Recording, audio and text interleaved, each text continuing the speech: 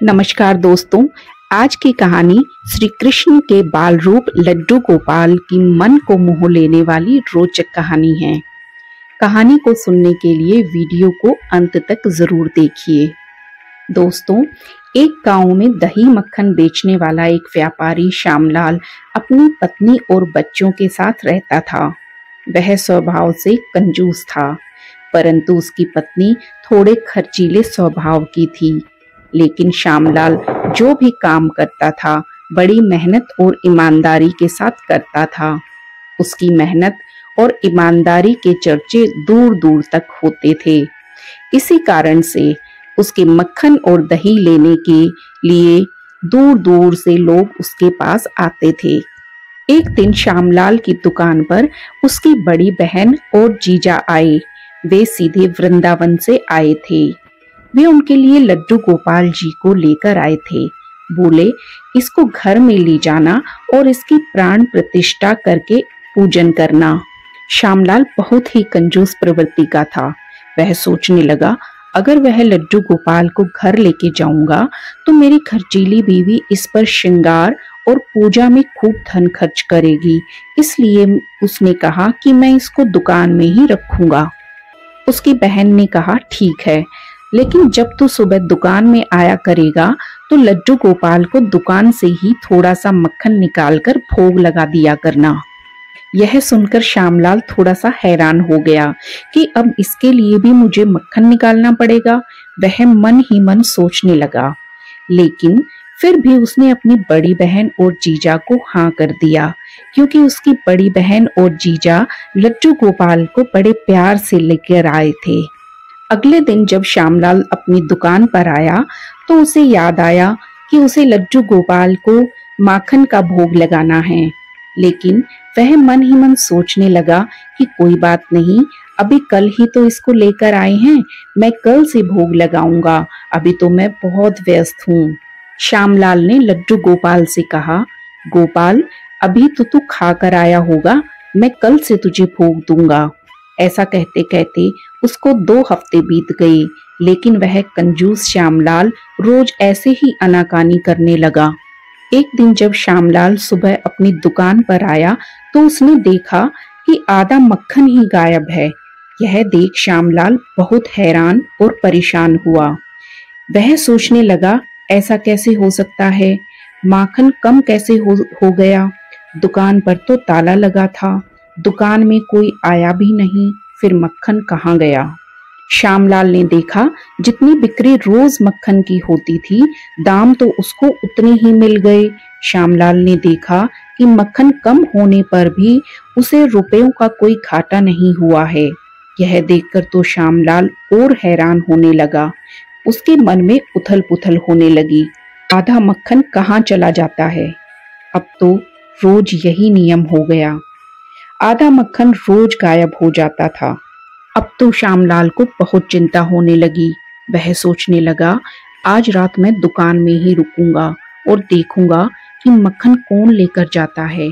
आज तो मैं माखन चोर को पकड़ कर ही रहूंगा।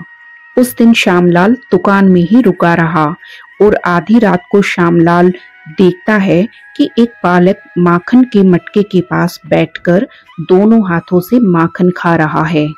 यह सब देख श्यामलाल और भी ज्यादा हैरान हो गया। वह सोचने लगा, यह बालक कहाँ से आया, कौन इसको लेकर आया है, इसके माँ बाप कहाँ हैं, और यह दोनों हाथों से माखन खा रहा है जैसे कि इसी की दुकान हो। यह देख श्यामलाल हैरान हो गया और श्यामलाल को बहुत गुस्सा आया। यह सब देखकर श्यामलाल तेजी से बालक की ओर बढ़ने लगा। वह जाकर उस बालक को कहता है, अब नहीं छोड़ूंगा, पकड़ लिया, अब नहीं छोड़ूंगा। श्यामलाल ने देखा कि वह बालक बिना डरे दोनों हाथों से माखन खा रहा है। माखन खाते खाते उस बालक ने कहा कि हाँ हाँ, छोड़ियो मत। श्यामलाल सोचता है कि इतना हठी बालक, यह तो डर भी नहीं रहा, जरूर इसके साथ कोई आया हुआ है, मैं अभी देखता हूँ। ऐसा कहकर श्यामलाल इधर उधर देखने गया और जब वापस आकर देखा तो देखा कि बालक गायब हो चुका था। तो मक्खन लाल को फिर से बड़ी हैरानी हुई। एकदम से बालक कहाँ चला गया। मन ही मन श्यामलाल अफसोस कर कर बैठ गया।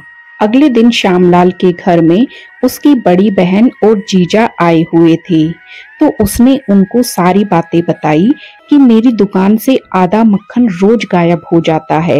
यह बात सुनकर बहन और जीजा भी बहुत हैरान होने लगे। उसकी बड़ी बहन बोली, ऐसा करो श्यामलाल, आज अपने जीजा को साथ में ले जाओ और देखो कि चोर कौन है। जब रात को जीजा और साले दुकान पर छुपकर बैठकर देखने लगे, तभी कुछ देर बाद वो देखते हैं कि एक छोटा सा बालक मटके के पास बैठकर दोनों हाथों से मक्खन खा रहा था। तभी वह दोनों उस बालक को पकड़ लेते हैं और पूछते हैं कि बताओ तुम कौन हो और कहां से आए हो और यहाँ मक्खन क्यों खा रहे हो। वह छोटा बालक कहने लगा, मैं तो वृंदावन से श्यामलाल की दुकान का मक्खन और दही की खुशबू के कारण यहाँ पर आया हूँ और तुम लोग मुझे मक्खन खाने से रोक रहे हो। श्यामलाल और उसके जीजा पूछते हैं कि तेरे माँ बाप कहाँ हैं।